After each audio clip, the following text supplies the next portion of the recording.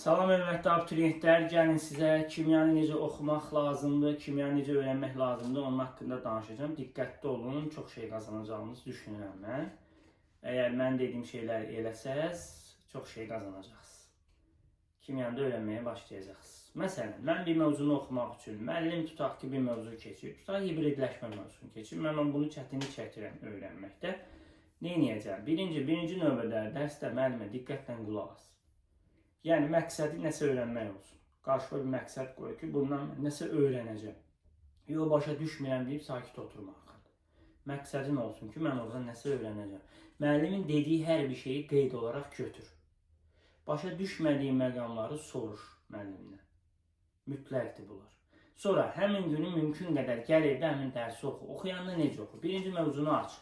Məsələn, kitabdan oxuyacaqsan. Qeydləri böyründə olsun.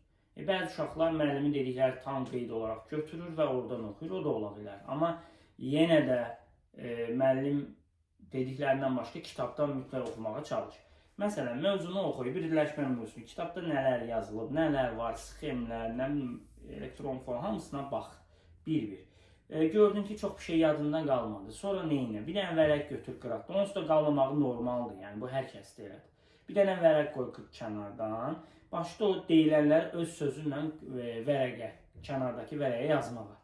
Və o vərəqdəkiləri hissə yaza-yaza öyrən, öz fikrinlə yaz. Yəni, sözüm odur ki, bu mövzudan, müəllimin dediklərindən, dərslikdə olanlardan şəxsi konspektini çıxar. Başa düşdüyün tərzdə bir konspekt çıxar, yeni bir konspektin olsun sənin, yeni bir kitabın olsun deyək, öz şəxsi məhsulun olsun. O formada öyrənə bilərsən. Bunu yoxla, çox mükəmməl nəticələr əldə edərsən. Testləri işləməyə çalış. Bu arada kanala abunə olmağı da unutmayın. Öncədən təşəkkürlər.